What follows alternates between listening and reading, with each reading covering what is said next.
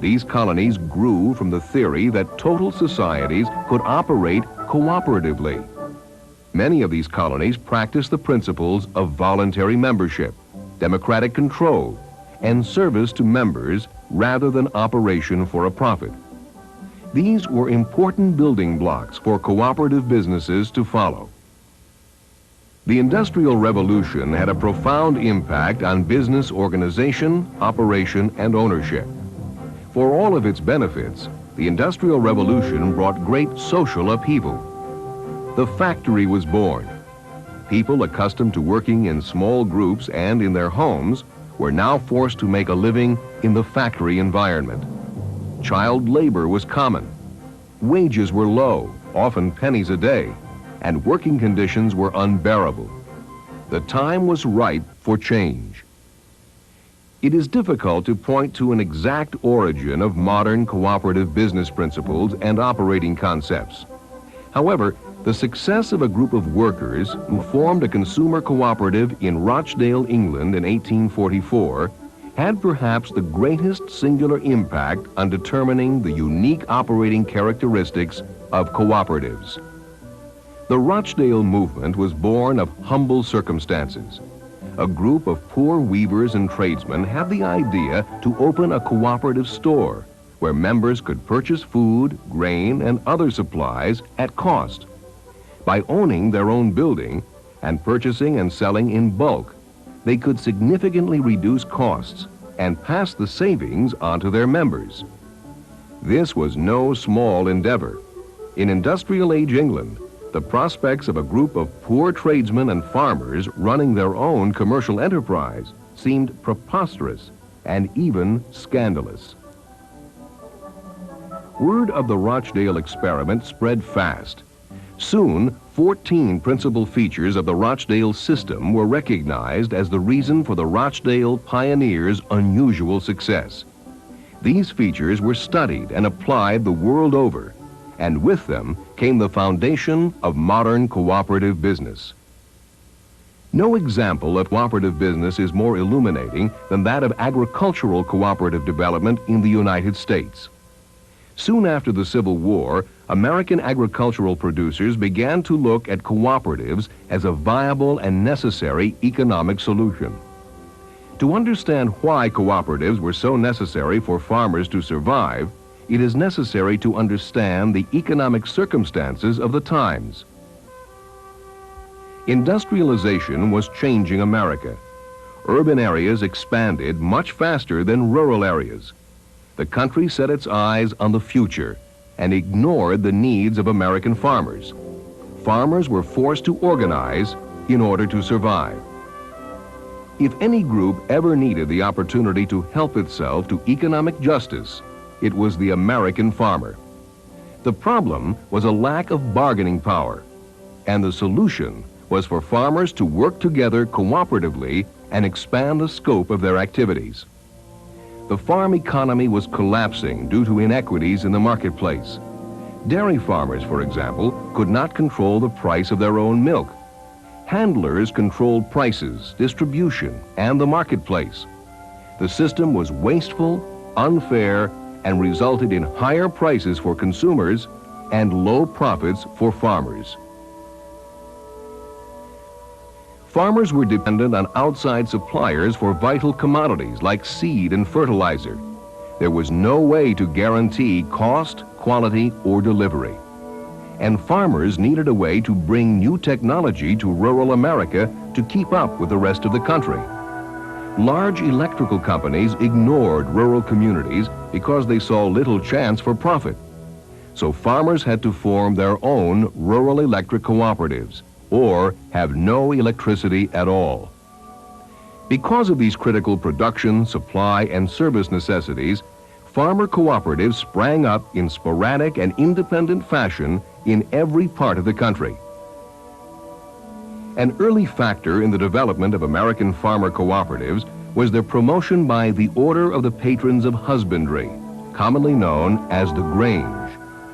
In line with its broad social and economic objectives, the Grange recommended support and encouragement for every legitimate cooperative enterprise that had for its purpose the betterment of agricultural conditions.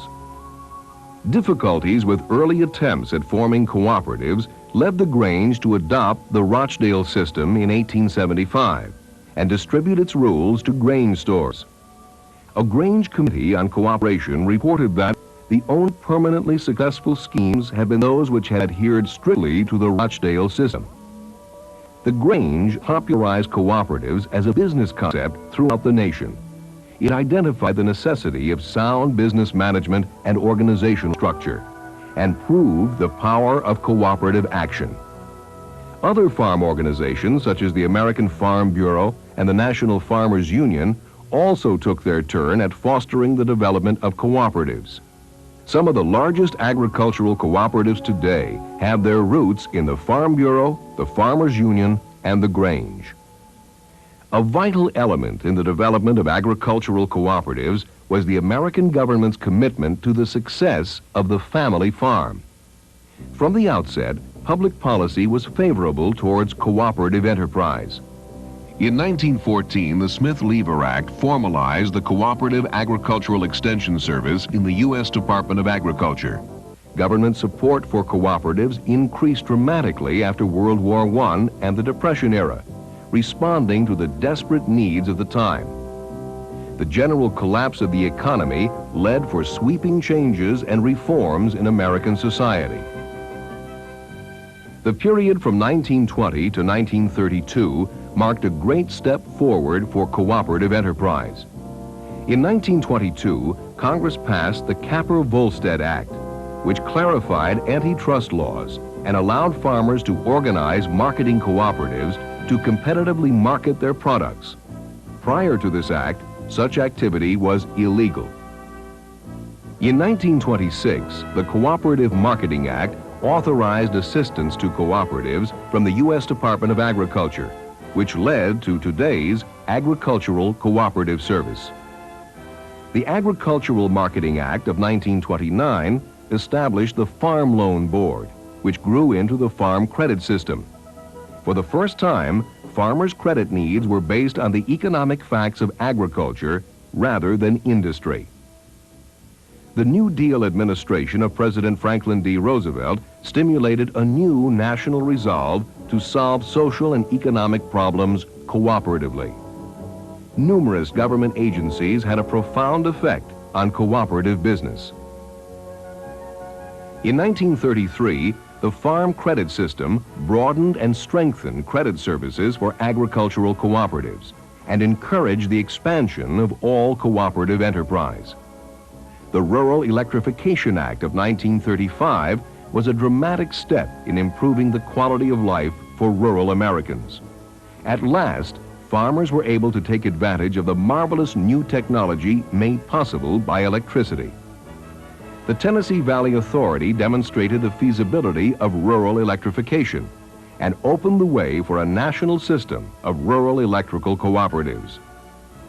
During this period of government encouragement, cooperatives took steps to form organizations that would serve them well when government returned to a more neutral position. Farmers formed national associations to provide commodity information, educational services, legislative influence, and other services. The era after World War II ushered in another great new period of social change. This was the modern age, and with it came an explosion in technology, led by television and computers.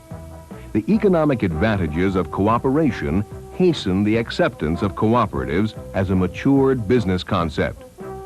The boom decades of the 1950s, 60s, and 70s brought enormous growth in the business activity of cooperatives. Agricultural cooperatives achieved almost continuous record sales volumes. Increasingly complex organizational structures developed, with multiple subsidiaries, marketing agencies in common, joint ventures with other types of businesses, and increased international trade. During this era of expansion, the cooperative concept spread to nearly every sector of our economy. Cooperatives flourished in an extremely wide spectrum of business activities, including banking and credit, insurance, housing, healthcare, child care, telephone and electric power, and many other consumer products. Today, the strength of the cooperative concept can be seen in the more than 40,000 cooperatives operating in the United States. Nearly 1 out of every 3 Americans is a member of a cooperative, and cooperatives have become a vast and vital part of our economy and our society. From the earliest time, man's progress has depended largely on his ability to work together with his fellow man. History has documented how the individual, the family, and the economy all advance much faster when we all cooperate.